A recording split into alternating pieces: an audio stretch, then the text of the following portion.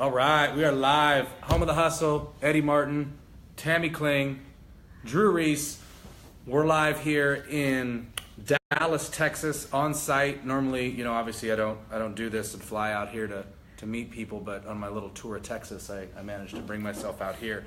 So I'm going to use my tablet to share this thing out so we can get some folks in here before we get started. Make sure we're all on the same page here. If you could do that, we would much appreciate it. Share it, invite. There was a handful of people earlier that wanted to be invited to this thing, but it's very difficult to do that when I'm doing this. So appreciate you guys coming in here. This is Dru. Dru owns a company called Popular Inc. here in Dallas, Texas. You guys know Tammy from what we've been doing here for the last couple of weeks. Show him that shirt. So, Popular Inc., and he's got a tagline. Tell us about that tagline. It's because it is a popularity contest, and basically in sales, in anything, you strive to be the best, and sometimes your competitors will hate on you. They will basically call you out sometimes, and in business, it's just people buy from people they like. And so I came up with that tagline, which obviously complemented the company's name, Popular Inc., because it is a popularity contest, and you choose to do business with people you like, and that's the number one thing you should always remember if you're in sales or trying to build a business. So make yourself likable, make yourself relatable, and approachable. Yeah, and if you do that, you'll build a tribe around your business, and people will literally do business with you wherever you go. It's all about branding. It is all about branding, and it's funny, because this social media world, everybody sees branding, and they're like, "Oh yeah, social media and branding and all this." You don't have social media. Yeah, that is so important. I don't. I guess over the last 11 years, I thought it was more important for me to focus on the business and focus on my end goal. I knew exactly where I was going, and all the time I saw my peers spending looking at their phone or diving into conversations or just checking out people's profiles at night, I was working in a barn. So I didn't really see the need for it, and 11 years have gone by. I've been just fine without Facebook. I've heard a lot of cool things about it. Obviously it's empowering. It does things like this, and I'm proud to be a part of this. But for me, it just wasn't a necessity. It wasn't a priority at the time. I told these guys maybe I'll get on someday when I need to start monitoring my kids, but they're only 4 and 1 right now, so I'm okay. So you talk about in a barn, right? So it started in a barn. It did. Yep. So we'll kind of do a fast forward and then back up a little bit. So you run a printing company. Yes, sir. That you literally started from scratch, that you didn't know anything about the industry at all. Correct. Yeah, I just took the bull by the horns, and really, this is what was offered to me. People ask me all the time, what were you doing before this? It's been 11 years of success, and they're shocked when I say I was serving tables at P.F. Chang's, and that's where my path was going. And you've got to be open. You've got to have your eyes open, your head on a swivel, and when opportunities present, you've got to know and believe in yourself if this is the one, if this is the opportunity you've been waiting for in a lifetime. And I had a guy confront me about 11 years ago with a business idea that had gone south for him, but maybe a young, aspiring entrepreneur could resurrect such a thing, and I was capable of doing that. Long story short, you can buy the book in hopefully February.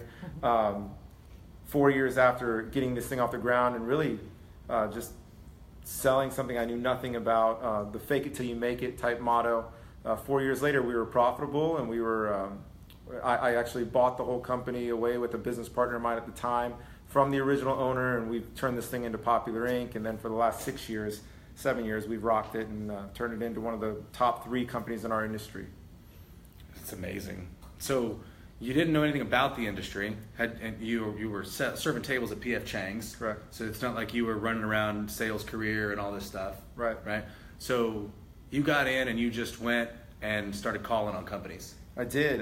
Again, the guy had an old company that was kind of in shambles. What I did was went up into the attic, and I pulled together a story from the 15 previous years of who were the customers, what kind of products did they print for, went into grocery stores, tried to touch and feel and find similar products, and made a cold call list. So between the list in the attic and the list that I made myself at an Albertsons here locally in McKinney, Texas, I started cold calling like crazy. I mean, asking for purchasing managers, asking for CEOs, just trying to get on the phone. And the first brand I ever landed was owned by Abbott, called EAS Myoplex, which is a huge sport nutrition line we used to take in high school. So I took a lot of pride in landing that account, and after EAS came on board, it gave me the clout to go out to the market and say, hey, I print for EAS, and all of a sudden we landed Nutrisystem, and you guys all know about Nutrisystem. Yep. One led to another after another after another, and it's been a fun ride. So I'm looking at like logos and stuff that you got going on in here. It seems like a lot of network marketing companies do business with you. Yeah, we do, and mainly because our business model is so unique. In typical competition in this industry, we're competing with 3 to 4 to 6 week lead times, and our lead times are 2 weeks or less. So in the MLM industry, those companies like to move fast. They like to launch new products and get products out with very little notice and not understanding really the hierarchy and what needs to take place. Well, we're able to adapt to that business model, which is pretty much what our life has become in 2017. We want things accessible and we want it now. And a lot of these gray hairs, which I call them, the guys that own all the other printing companies in the country, still are in that 70s, 80s mentality of, well, they'll wait 6 to 8 weeks for their packaging. And I think that's why it's been so easy for us to obtain new customers, for us to grow by word of mouth. I'm the only sales rep, or have been the only sales rep for 11 years until just recently I hired a girl I'm training, but I've sold over $100 million in packaging when I knew nothing about it, because there's that much of a need for a guy that actually is in tune with where the market is going. Yeah, well, and I think you hit it on the head. I mean, business is changing, right? Times are changing. You got the gray hairs out there thinking the customer needs to be doing business the way that they do business, right? And you're thinking, no, I need to do business the way the customer wants me to do business, right? Right. So you can get it out in front of them, and because you move fast and nimble and you're quick to pivot and turn, you end up with the business, right? Right. There's probably several of you on here that are in the network marketing companies. There's a big MLM community kind of around what we do that you do all the printing for. Absolutely. Right. I mean, anyone from Monovi to Yoli to Jeunesse Global to Advocare, I mean, you name it. Yeah, Lavelle, Advocare. Lavelle, just anyone. I see some protein we powders, Spark, Sport nutrition. So again, our focus at Popular Ink is doing things the right way, doing things better than the other printing companies as far as the safety and regulation standpoint. Our traceability programs are insane. So that's another marketing and sellability, something we can sell above our competition, because a lot of those gray hairs are just your traditional old label companies that print stickers that go on the outside of bottles, trying to do what we do. We really went the extra mile to make sure that we were within compliance, that we're where the FDA is going. So that all the products that are produced out of here are the safest. And if anything goes sideways, we can trace it all the way back to the resins that we buy from DuPont. Wow. I love the traceability. Can you tell us just a little bit more about that? Because that sounds very innovative. Yeah, again, what we do here at this facility is all food grade. It's all basically the sealant layer is touching your product. If you think of a bag of chips, your chips are touching that sealant layer in there, and you're hoping that printed good came from a facility that was clean, that they manufactured things in a responsible manner. Liquids or chemicals weren't getting on that sealant layer. It wasn't touching the ground, yada, yada.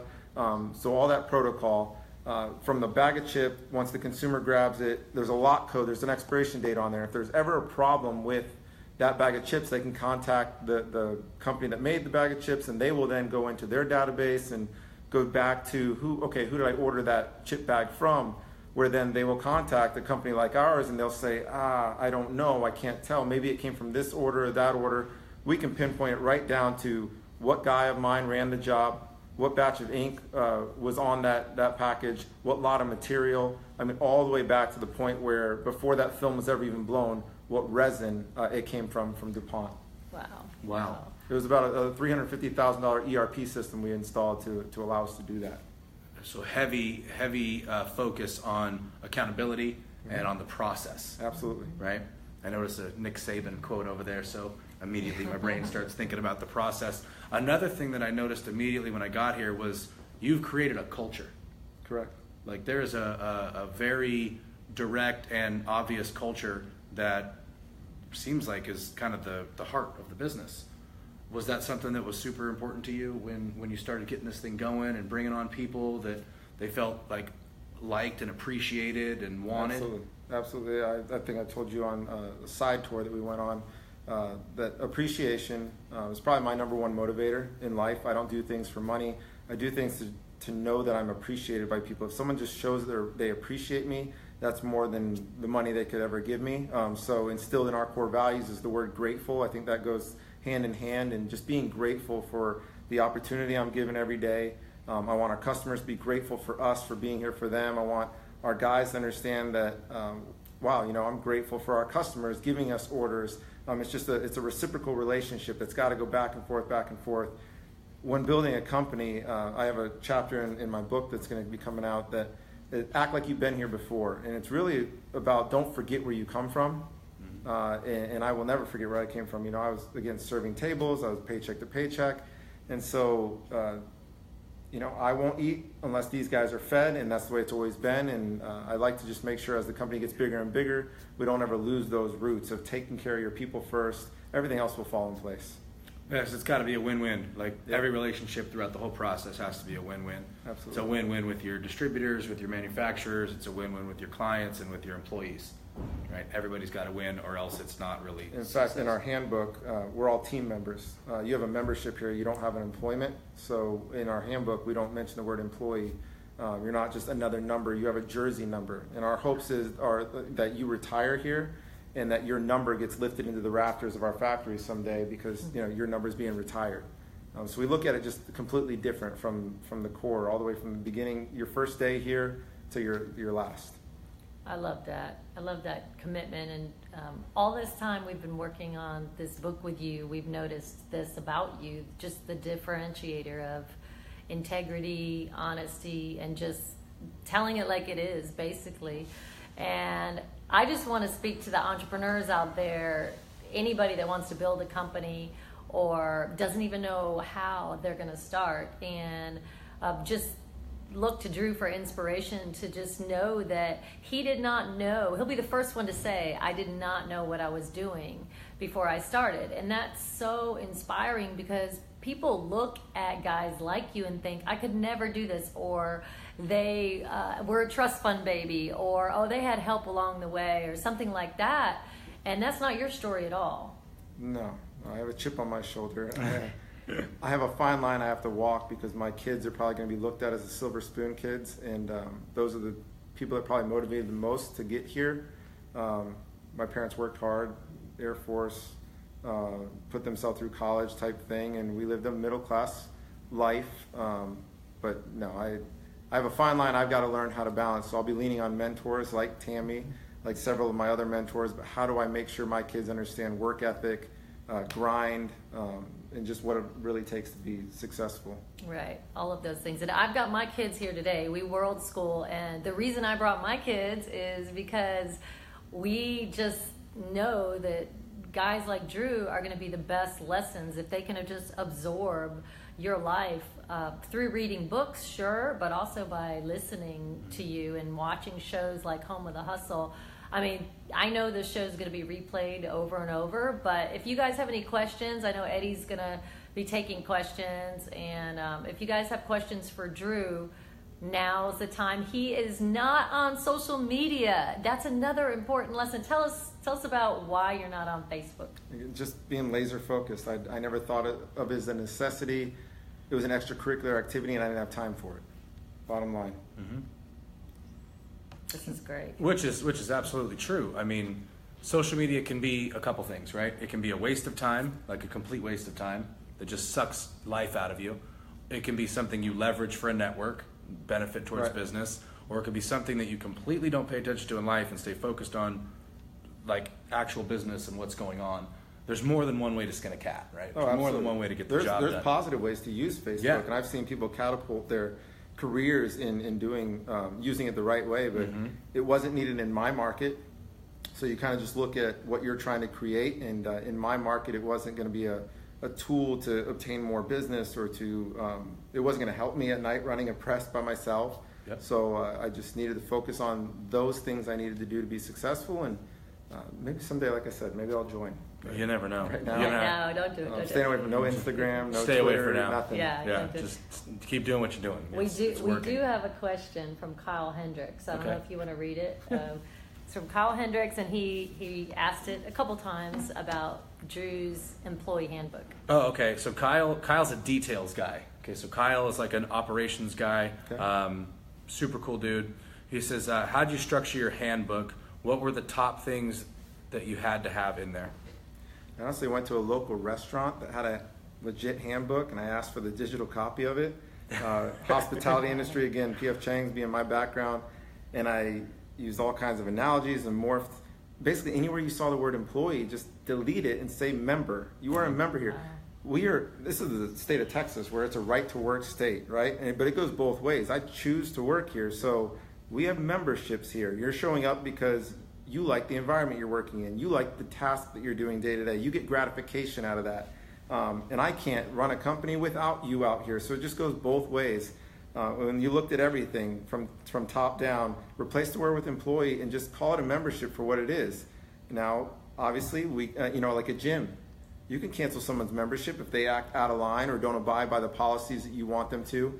It really does make them feel a lot more part of the team, like as a true partner, and not as just another number. This guy doesn't care. This guy doesn't get it. He's never done this job. I mean, that's different too. All these guys know that I've done everything out here, from sweeping the floors to running the press to breaking down the press.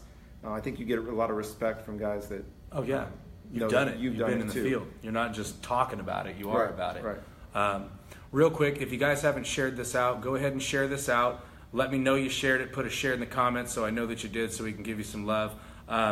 You know what I think is really cool, and Tammy kind of gave me a heads up on it before, is you're a realist, right? It's just like the truth, the raw truth. Like, it's either factual or it's not. Right? Yeah. Right? Whereas some people sugarcoat things and they BS and they hype things up.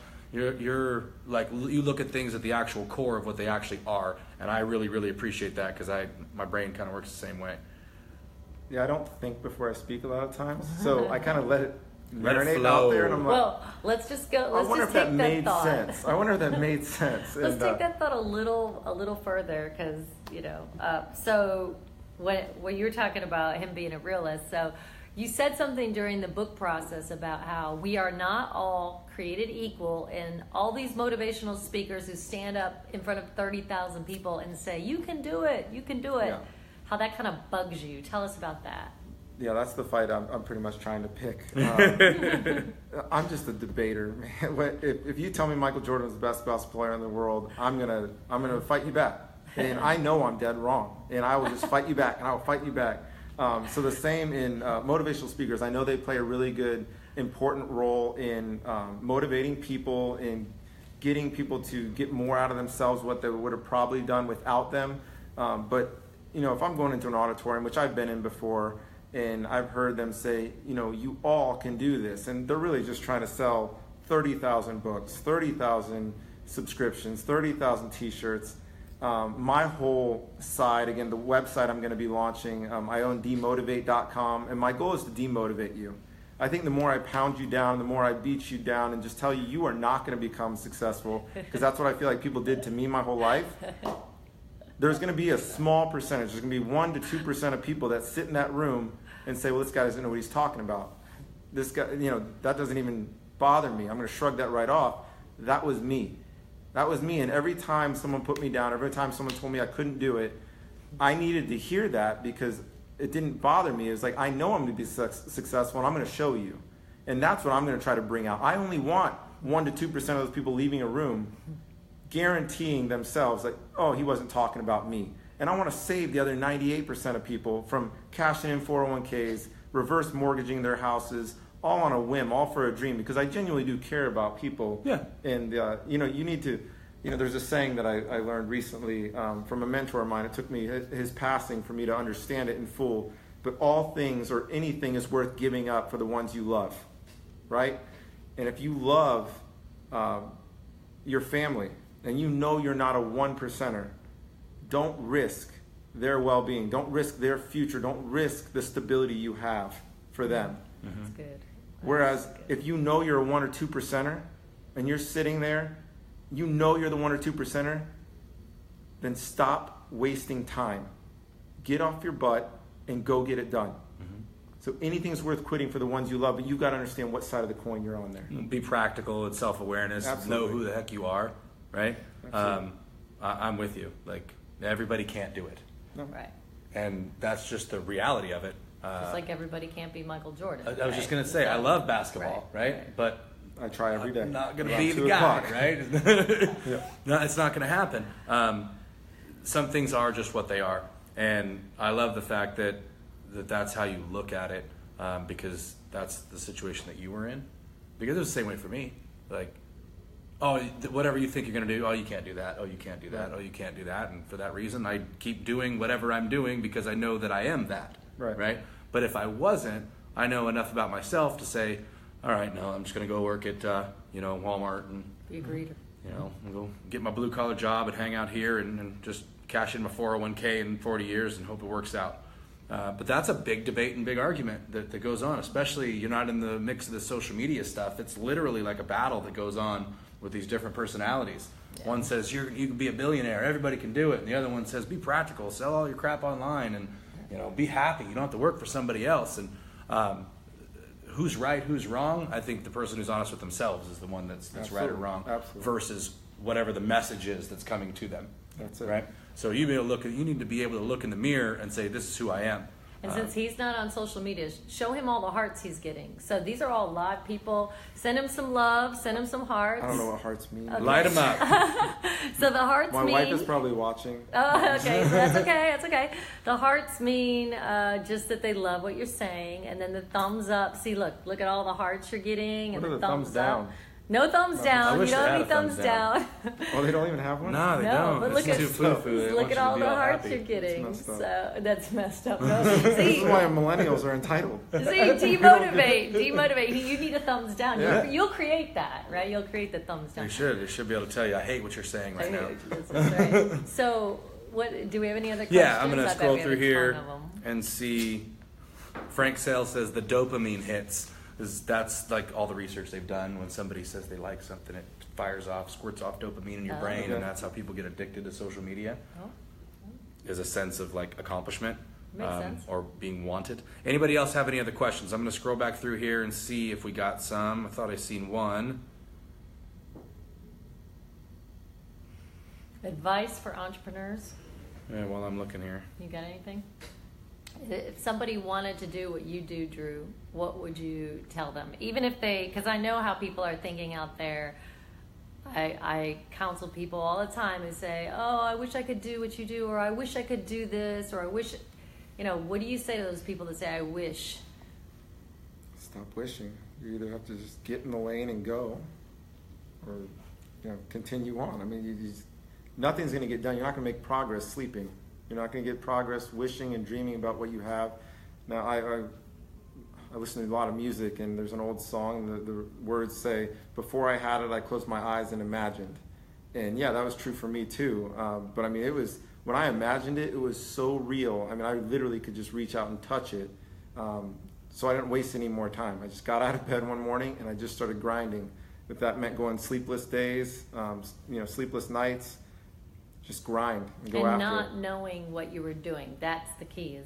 You don't always know what that next step So is. I used to say, while my competition was sleeping, that's when I was getting ahead, because I was so far behind the 8 ball. I just worked when I knew they weren't. Oh, that's Well, it's like everybody says you got to get in a business that you're passionate about. Like it's got to have purpose to you, and that's great. And I agree. If you have something that you're passionate about and there's purpose and you can build a business into it, fantastic. But that wasn't your story at all. Another part of the book where, again, don't do what you're passionate about. If you're passionate enough about your vision, if you're passionate enough about your end goal for your life, for your legacy, that's all you need to be passionate about. So if it was being a garbage man and starting a garbage company, I would have done it. All I cared about doing was getting to that utopia, getting to that picture perfect life that I saw for a future wife before I ever even started dating my wife, future kids before I ever even had kids. That's what you need to, obtain. That's what you need to have passion for. I don't care what the vehicle is to get there. Just Whatever gets you there. Take the avenue that gets you there. Yeah. I want to say one more thing about you that is so inspiring is I just brought my boys into your office, and there's a lot of entrepreneurs that have like this ball in office, and your office is so frugal. I mean, there's furniture from IKEA in there.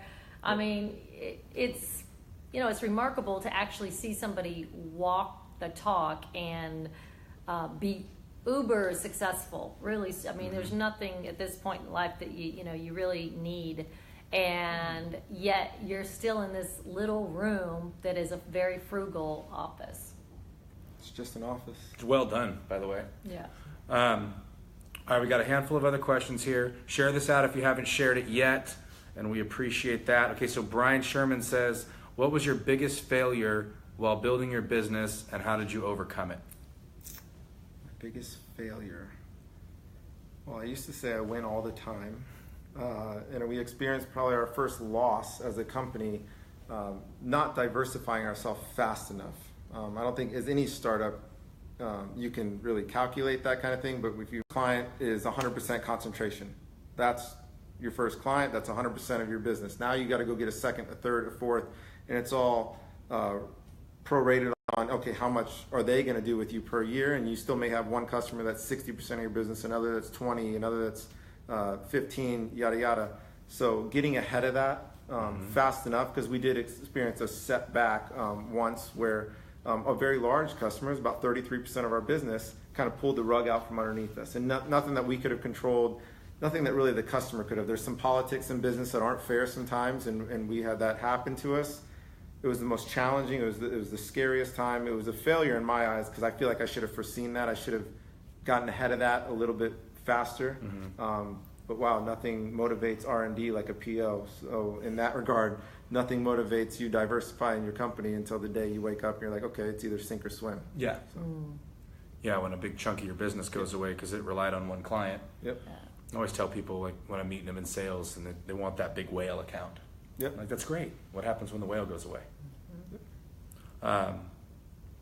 Frank wants to know, who did you follow or read when you were on the come up? Like, was there an author or anything that you got into, or I've never read a book in my life. Okay. I've actually wrote my junior term paper in high school on Dr. Seuss. He's Sweet. a children's psychologist, and my English teacher was his father was a children's psychologist, so the only necessity was I had to interview his father, and I had to read 5 Dr. Seuss books and then correlate the psychology behind them. So I've always been a schemer, a sleight of hand type guy. Like, how can I get around this? This is an obstacle in my way. So I've never read a book, but I guess I just watched and aspired to have things in lifestyles that I saw maybe on TV. But I will make a good point that it's kind of like, you don't have to have all the books in the garage that you're reading. You can have all the books in the garage that you actually wrote. So although he hasn't read a book, he is writing a book all on his own, which is incredible. So I'm just in the process of editing it right now, but he sent me this incredible manuscript that was just bang on. So you're definitely going to want to get that. Oh, and we have to go to the warehouse, so don't go away, because Yeah, we have to check we that got out for to sure. take a peek in the warehouse. He rides his hoverboard all around the warehouse. We want to make sure we stay aware of time. Yes. What time do we have? It's about time to... We're at 30 right now? Okay. So we'll ask one more question, then we'll go check out the warehouse, and then we'll shut her down. This is an interesting question because you didn't say this, but he's asking this question. This is Cody, okay? And Cody owns a business in Kansas, I believe, okay? Gutters is what I think his business is. So he said, when did you start to over leverage yourself?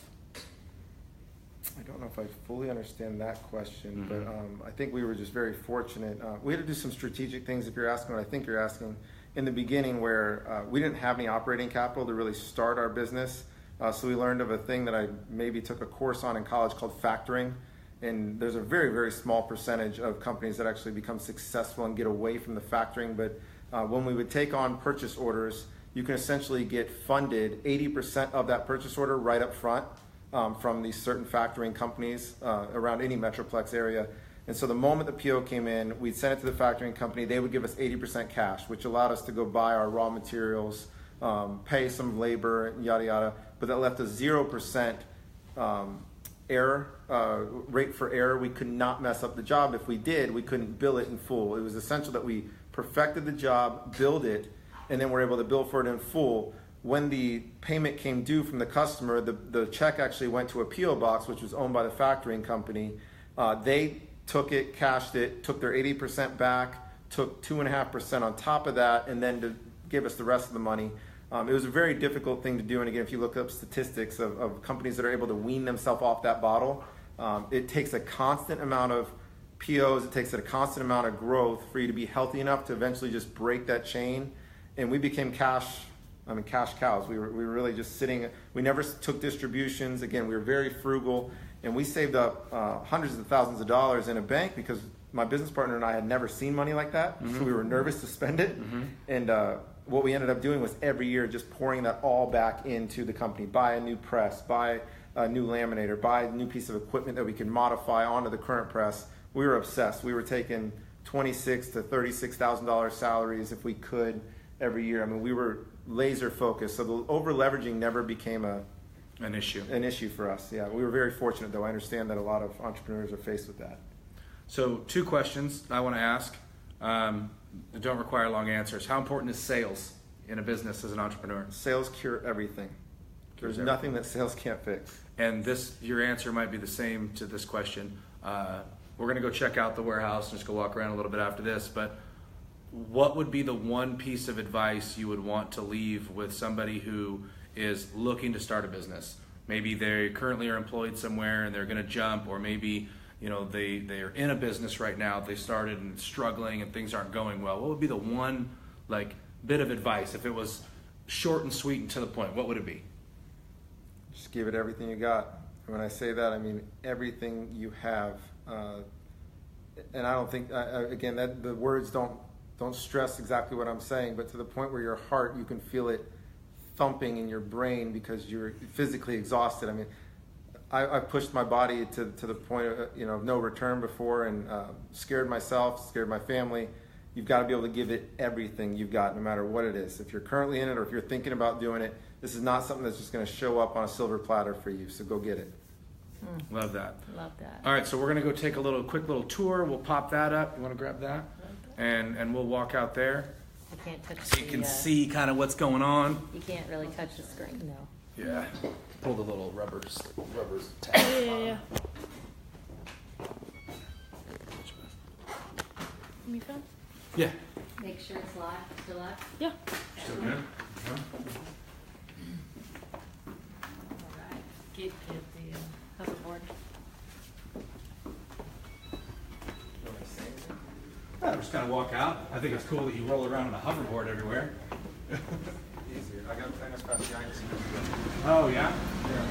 So here, real quick. Explain this a little bit. Give them a little shot of this wall. This is our wall This of is appreciation. really cool. Wall of appreciation. So a lot of people will say, "Oh, Hormel, is your customer," but Hormel doesn't genuinely care about me. It's the people at those companies that mean something to you.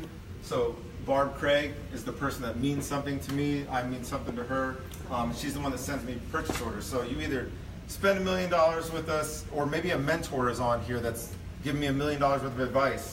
My best friend, who just passed away last weekend, has done more than that for me. So he was my first customer ever and taught me so many things where I would have probably reacted as a 24-year-old kid to a situation. He taught me how to handle it like a man. And yeah, that's what this is, Wall of Appreciation. We hope to have everyone's name tattooed, just for miles in this facility at some point. Yeah, when you showed me that, that was the coolest thing ever.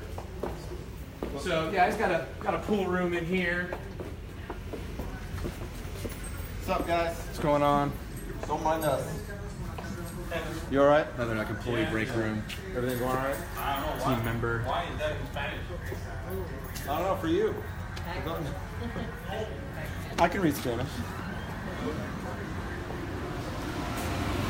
So it might be a little loud out here, and we can't go into too much detail and walk around very much because, like we were talking about inside, quality control is huge.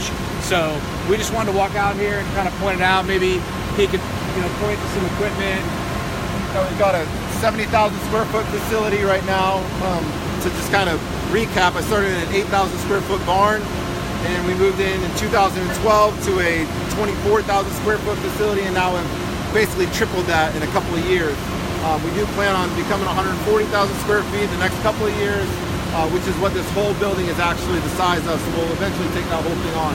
We have one of the newest and state-of-the-art presses from Italy. We bought October 2016. We brought in from Milan, And then we brought in several other assets that complement it from either Italy or from Wisconsin, where a lot of this industry kind of thrives. So everything we do here, again, from candy wrappers to candy bar wrappers, chip bags, gel packs for your athletes who take nutritional supplements while they're maybe cycling a 100-mile race. That's what we specialize in here. Fantastic. Well, hey, I appreciate the time. I appreciate the conversation. A lot of good stuff. I'm sure a lot of people learned a lot of things. And the tour around and just showing us and accepting us in. I love your business, dude. I love what you have going on. And I really appreciate it. Really appreciate it. So, appreciate you guys sticking in. Home of the Hustle, Monday through Friday. I replaced Jason today, so tomorrow is going to be the Titan on Tuesdays and Frank on Wednesday. Be sure to tune in.